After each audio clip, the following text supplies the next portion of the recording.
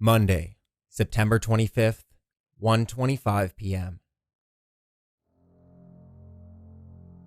Eddie was startled from his fetal position stupor on the floor of the pit by the choking stench of decay. He gagged. Arlie was dragging something into the garage, a limp object that slid wetly across the floor behind him. Eddie heard the angry buzzing of dozens of flies, and his only thought was, "Oh Jesus, please not this." "Arlie don't want you to be all lonely down there, mister, so he brought you a friend." Eddie shrieked, "Arlie, please, no, for God's sake, no!"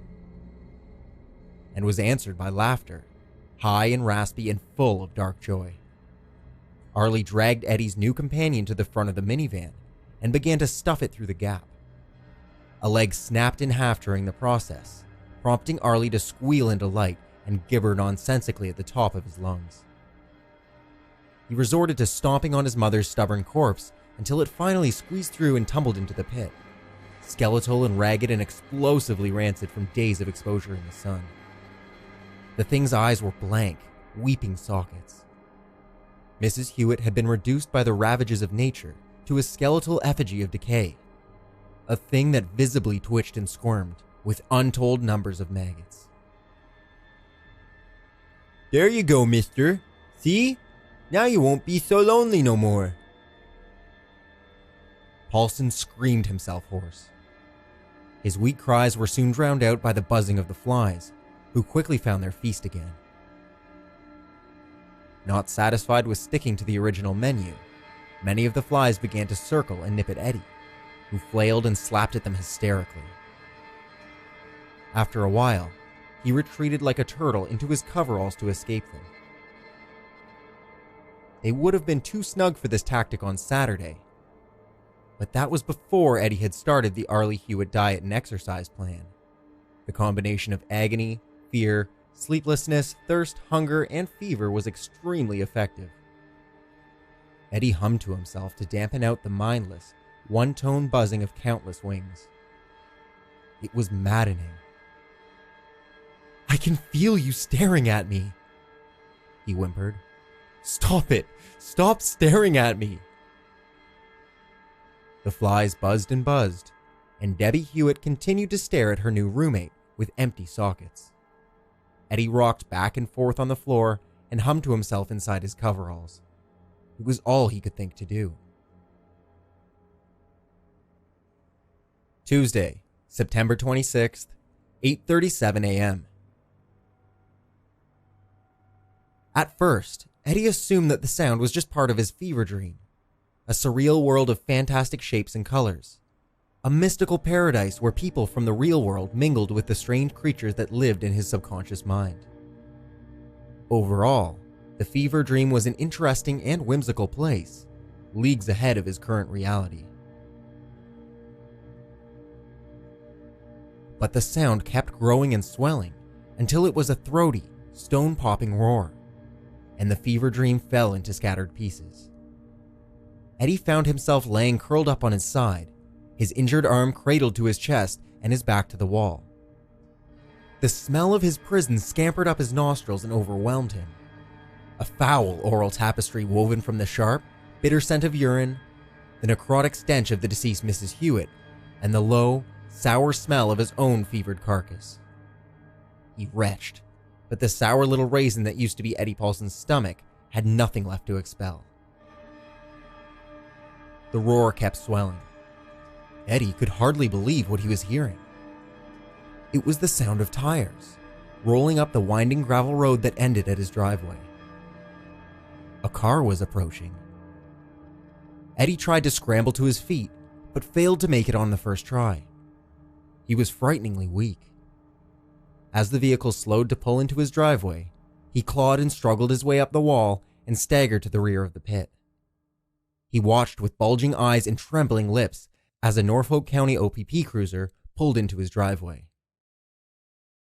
"Cops! It's the fucking cops! Yes!" The cops spotted John's bloodied legs hanging out of the GMC, and the cruiser ground to a halt in a plume of dust. He popped out of the car like a jack-in-the-box, his gun already drawn. The cop's face was a grim, rigid mask beneath his mirrored shades. He was a large, powerfully built man, armed with a .40 caliber semi-automatic, pepper spray, and a high-power taser. Eddie feared for his life. "Look out!" he croaked. Yelling shredded his arid throat, but he paid it no mind. There's a fucking psychopath running around on the loose. He killed..." The cop wheeled around, quick as a cat, and leveled his sidearm at the open bay door of the garage. He bellowed, "Whoever is in that garage, you better come out with your hands on your head immediately. Do you understand? Right now." "I can't. I'm trapped underneath a vehicle in the garage pit, and I'm hurt pretty bad." The cop hesitated, then said, "Are you Edward Paulson? I'm Constable Whitaker from the Norfolk County Detachment of the..." "I can see that," Eddie called back. "I'm Eddie Paulson, yeah. Pleased to meet you. So, like I said already, I could use some help down here. Please?" "Please come out with your hands on your head, Mr. Paulson. Nice and slow," the cop said, mechanically, and Eddie gritted his teeth. Eddie hissed, "Oh, for fuck's sake!" then drew a deep breath and hollered, "Listen to me, okay? Listen! I'm trapped under a goddamn minivan in here. Do you follow me? I'm a mechanic. The dead guy in the cargo van out there was a customer named John Hewitt. His wife, Debbie, she's down here with me. She's dead. Their own son ripped them apart with his teeth, and I'm not shitting you. He's a mutant of some kind, and he's only half bright, and he's fucking crazy as hell. I don't know what happened to his mother when she was carrying him, but he's huge and ugly in his goddamn teeth." "I said come out," the constable barked. "Listen to what I'm saying, goddamn you! The crazy son of a bitch could still be around here somewhere, and he's dangerous." Eddie was getting dizzy from all the effort of standing and yelling. "He's a fucking psycho! Call for backup, man! I'm not fucking kidding you! Call for help right now! And an ambulance! I'm hurt!" The cop was slowly edging around his vehicle, the business end of his gun pointed unwaveringly at the open garage door. The stiff set of Whitaker's jaw suggested that he was not about to be ordered around by the disembodied voice of a possible murderer. Eddie was beside himself. "You fucking idiot! Why won't you listen to me?" "Officer, how can I make you understand that you are in danger right now? How can I..." "Shut up! I told you to come out with your hands up, and I am not telling you again." The cop was halfway between the GMC and the garage now, and his face was pale beneath his farmer's tan. He'd made the mistake of taking a good look at what was left of John Hewitt. "If I have to take you out of there myself, Mr. Paulson, you'll regret it. This is your last warning. Follow my orders and come out with your hands up now." "Fine. Go ahead and do what you need to do then," Eddie gasped. There was no point in further argument. "You go right ahead and take me out of here. I'd like to see that. I've been trying to get out of here for days. Be my guest." The cop carefully stalked into the interior of the garage. Eddie heard him choke on Mrs. Hewitt's delicate new fragrance and found himself grinning a small, mean grin. "Not very nice, is it? I barely even notice it anymore." "What in hell? Ah, Jesus!" Eddie kept silent and watched the constable's boots stalk around the garage, searching for potential felons. When they were satisfied that the garage was clear, the boots clomped over to the driver's side of the van, and the cop hunkered down on his hands and knees. The light was dim in the shadowed recess of the pit, so Constable Whitaker clicked on his mag light to take a better look. He gasped. "Holy God," he whispered. "What happened to you?" Eddie grimaced up into the cold, white beam of light and said, "For crying out loud, man, I fucking told you already. There's a monster running around on the loose. He eats people and he's bigger than Andre the Giant. That's what happened to me." "Who?" The cop cleared his throat and briefly aimed the light at Debbie's mutilated corpse. "Who was that?" "Her name was Debbie Hewitt. She stinks pretty fucking bad, doesn't she? She's full of maggots. Second generation by now. Maybe even third. Eddie grimaced. Pretty soon the flies will be laying eggs on me too. Might have done it already while I was passed out. Who knows? I'll get you out of there as soon as possible, Mr. Paulson. I've never... My God. The cop's eyes were wide, wet pools of revolted disbelief. Would you please get that shit out of my eyes? Whitaker pointed the flashlight away, and it revealed the corner of the pit that had borne the brunt of Eddie's last bowel movement. He muttered something underneath his breath and shut it off. How long have you been down there? Since Saturday afternoon, Eddie wheezed. His thoughts were becoming murky again. The fever dreams were gathering on his brain's horizon. He wrapped his swollen, infected arm against the wall, and the resulting shock of misery blew them apart. He grinned against the agony. So, I don't know. What's today's date anyway? Fuck me. You've been down here for 4 days? Whitaker was at a loss for words. My God. How did you... Oh, Jesus. The key for the van, is it still in the ignition? No, John forgot to leave it behind. Probably in his pocket. Eddie was racked by a sledgehammer blast of the chills. His teeth chattered. Listen, officer, I'm sick and I need water. Bring me some, please? And then you need to call for backup, and I mean right away. And call for an ambulance. And for Christ's sake, be careful. He'll kill you. I'm not fucking kidding. Whitaker stared down at Eddie for a moment longer, then sprang to his feet and jogged out to his cruiser. He opened the passenger door and grabbed something, a bottle of water. The young cop took a nervous look around, then ducked back into the cruiser to speak urgently into the radio. The reply he received was evidently not to his liking. Eddie heard Whitaker yell, "All of them?" and his heart sank. Wow, what a surprise. Something's going wrong. Fuck. The cop jogged back to the garage, gun in one hand and the bottle of water in the other. He knelt down and thrust the bottle beneath the van.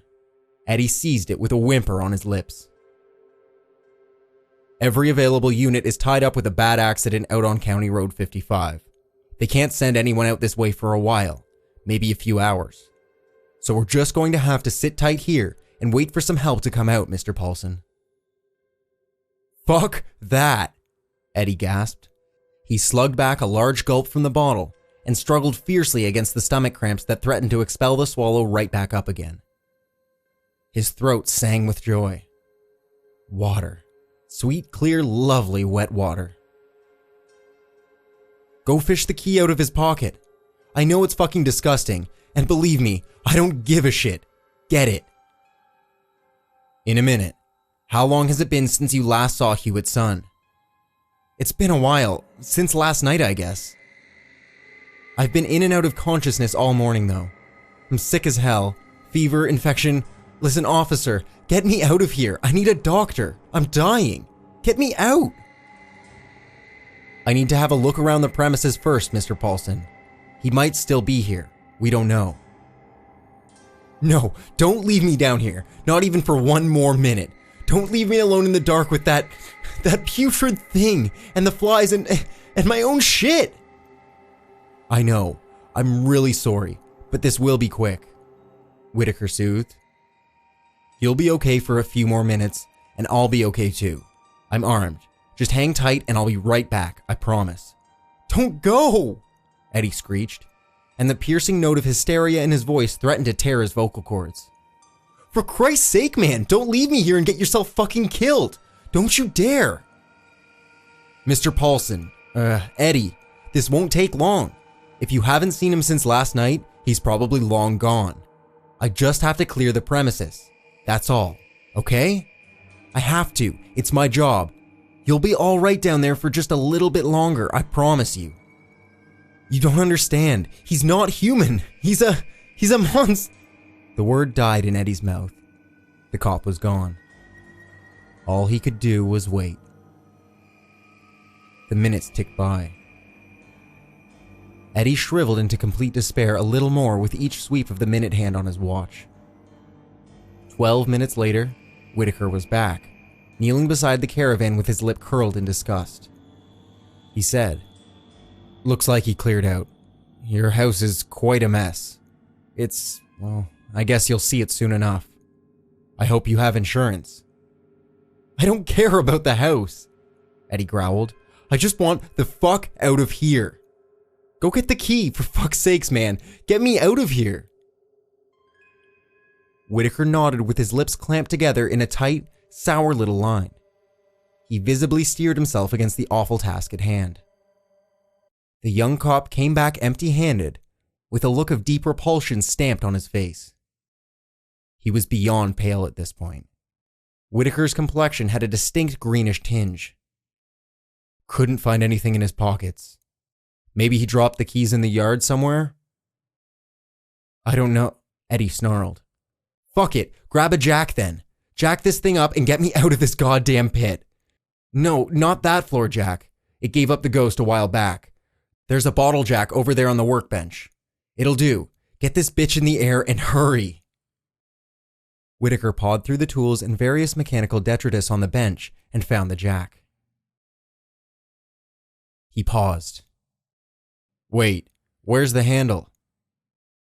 Paulson spat. "Oh, for fuck's sake!"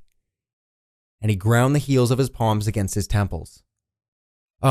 Okay, where the hell is... Just look around, you'll see it. There might be another one over in the far corner. On the shelf, I think. A scissor jack... Oh, wait a second.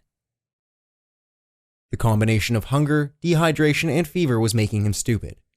The jack handle was with him in the pit, lying on the floor amongst the bolts and assorted hardware that Arlie had thrown at him in a fit of rage. Had that been last night, or the night before?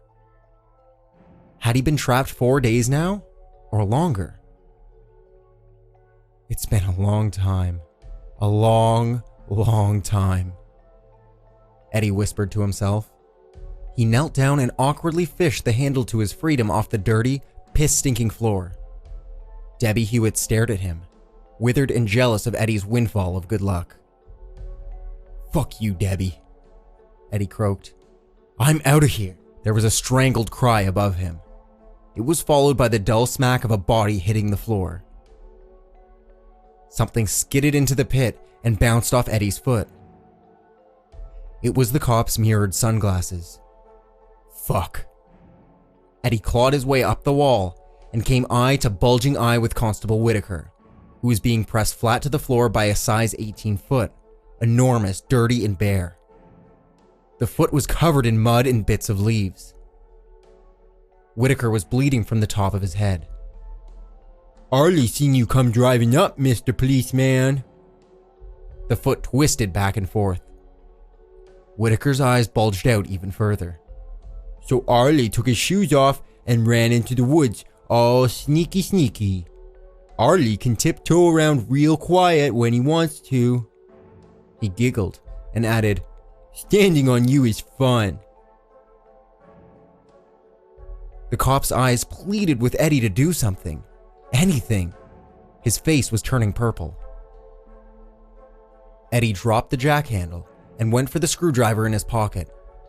His broken pinky got caught in a belt loop, and Eddie screamed, an ululating war cry of pain and fury. He tore his finger free and sank the screwdriver into the hollow between Arlie's gigantic big toe and the next, lips skinned back from his teeth in a primal snarl. Blood spurted, and Arlie howled. The foot jerked away, and Whitaker lurched to his feet, scrambling at his holster and coughing explosively. Arlie charged into him with an animal roar, and 3 shots boomed out, deafeningly loud within the confines of the garage. Eddie's hearing was immediately shattered. His head filled with a piercing buzz, and the rest of the world fell silent. 2 pairs of feet briefly engaged in a silent struggle dance at the front of the caravan. The cop's shiny leather boots abruptly lifted off the floor and disappeared from view. Blood drizzled down onto the dirty gray cement in large drips and splatters. So much blood. Seconds later, Whitaker plummeted back to the floor, his face a churned up horror of red meat and yellowish white bone. Blood pumped from the cop's torn throat and stung Eddie's eyes. Whitaker's fingers drummed a frantic beat against the floor as he died. Arlie hunkered down beside the body and gave Eddie Paulson a wide, red-smeared grin. Arlie now sported a large, bleeding hole in his sweatshirt, just beneath his collarbone, but he didn't seem to notice. Eddie ducked away from a pan-sized hand, and his good foot slipped on the scattered bolts and hardware that littered the floor. His fatigued legs skittered beneath him and unhinged at the knee. All of Eddie's weight landed squarely onto his broken ankle. The agony was immense, indescribable. It was like being reborn. He collapsed against the wall, and Arlie's snatching hand blindly seized a greasy handful of his wild, corkscrewed hair. Eddie wailed in terror. "Gotcha," Arlie boomed. "Got you real good this time, mister. Come here." The monster's gaping mouth filled Eddie's field of vision. Strings of meat and shredded skin hung from his teeth, grisly party streamers to welcome Eddie to the afterlife. Arlie's breath smelled of curdled blood and rotting meat. It smelled of murderous desires that have been left somewhere damp and dark, to fester and sprout noxious blooms of insanity. A fragment of thought flitted across his panic like a bird. Take your fucking eye. And Eddie sank the sharp edge of the screwdriver into Arlie's monstrous left eyeball. It burst like a rotten grape, and the screwdriver slid forward without resistance, not stopping until the handle butted up against his eye socket. Arlie squawked, released his grip on Eddie's hair, and began to jitter and flop around on his massive gut, looking like a breakdancer doing the worm. Eddie roared, "I told you, I fucking told you I'd do it! I fucking told you!" And he wrenched the handle back and forth, up and down, his face a mask of hate. The Hewitt's unfortunate progeny stiffened like a board and shit himself explosively. His tongue lolled out of his mouth and lashed around like an angry cobra. Moments later, Arlie's lower jaw snapped shut and his tongue fell to the concrete with a small, wet plop. "I told you, didn't I?" Eddie panted. "I told you I'd take your eye next time, and I fucking did it, didn't I? Gah, motherfucker, gah!" Eddie's roar spiked to a hysterical shriek. "I fucking killed your ass dead, so fuck you!" He gave the screwdriver one last back and forth, just for good measure. Arlie's spasms became more random, weak and sporadic. Eventually, they tapered off until they were only slight twitches. And then nothing at all. Trembling, Eddie fished the jack handle off the floor and lifted the caravan until there was 4 inches of clearance between the front wheels and the garage floor, which was as far as the jack would go. It was enough. It would have to be enough. Am I strong enough to do this?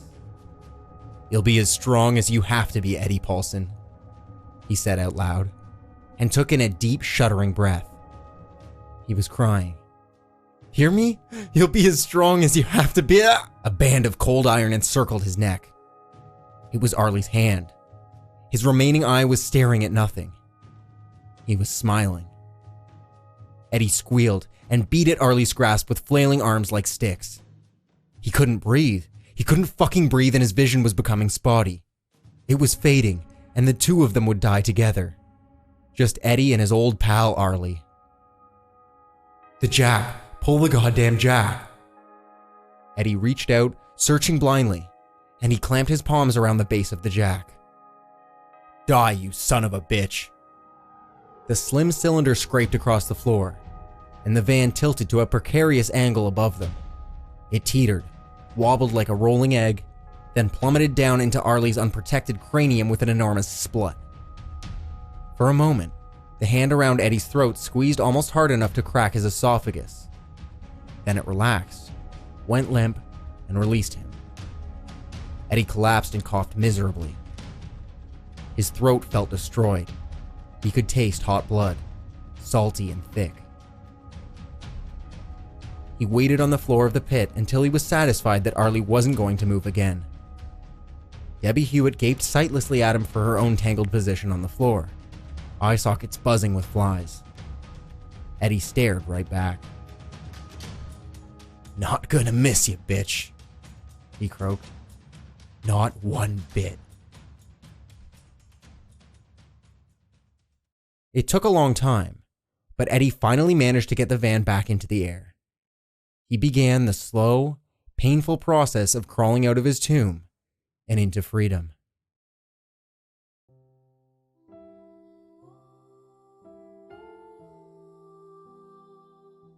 Tuesday, September 26th, 12:41 p.m. Of course, it wasn't funny. There wasn't anything funny about it at all, really. But Eddie Paulson had to laugh anyway. It had taken a long, long time to worm his way out of the pit. He'd crawled to his truck on his belly, sweating and mewling and pleading to God or any deity that might listen for help. Eddie surmounted the insurmountable and somehow managed to pull himself up into the cab of the truck. He made it. He'd fucking made it, and the key was in the ignition all right, just like he knew it would be. But the battery was dead. He'd left the glove box open. The bulb inside had slowly drained the old battery until it was dead as stone. Eddie laughed. He laughed and wept and laughed again, and his eyelids grew heavy. The fever dreams were waiting. They welcomed him with open arms.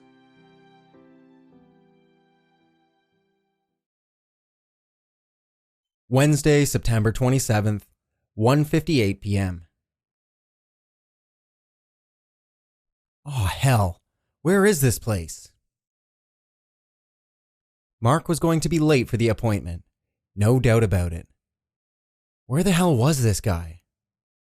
A long gravel road. Well, a lane, really. Just off of Tunnel Line. That's what the guy had told him over the phone. Can't miss it. Well, apparently he could miss it. He could miss it completely.